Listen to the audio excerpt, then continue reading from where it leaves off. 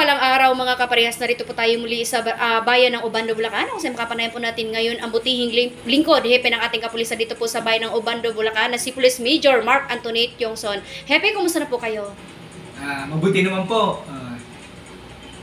Alright, okay. Hepe, kumusta na po ba sa ngayon ang ating MPS Obando, Bulacan?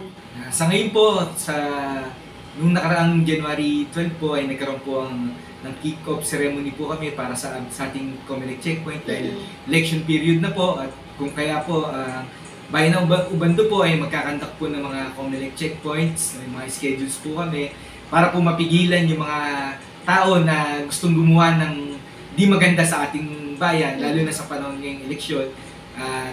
Ang primary po na hinahanap namin din ay yung mga taong nagdadala ng illegal na baril. Alright, okay. Pero regarding dyan sa inyo nga po activity na gagawin or incoming activity, ano po pang mga programa karagdagan natin? Lalo po ito nalalapit na po ang halalan. Ayan. Ngayon pong darating na halalan, paigtingin po natin ang seguridad sa ating bayan. Lalo na po yung ating mga anti-criminality operations tulad ng pagsugpo sa illegal na droga, paghuli po sa mga taong nagpo-possess ng illegal na firearms, mga wanted persons po, yung mga ating mga nagtatago sa batas na may mga warrant of arrest, at patuloy pa rin po ating mga illegal gambling operations dun po sa mga gumagawa ng mga sugal na hindi po natin pinapayagan dito sa bayan. Pero Hepe, may tanong ko lang po, ano po ang pinaka-priority natin para matili po natin, matatawag nating peaceful po ang bayan ng Obando, Bulacan sa ngayon?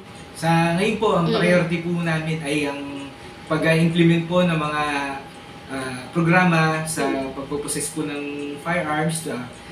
Talaga pong pagka meron po wala po kayong certificate of authority or gun ban exemption, ay pwede po kayong mahuli rito sa bayan ng Obando.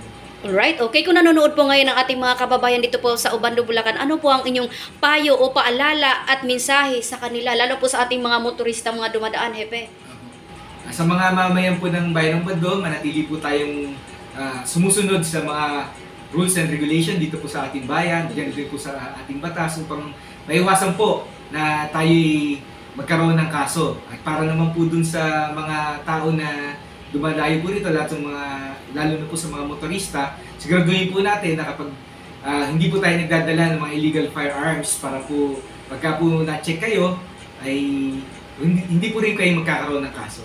Right, okay. Yan po mga kaparehas, nakapanayin po natin ngayon ang butihing lingkod hepe na ating kapulisan dito po sa bayan ng Obando, Bulacan. Magandang araw po mga kaparehas. Lay Castro po ng Parehas News. Ingat-ingat po kay Hepe and your family. God bless us all.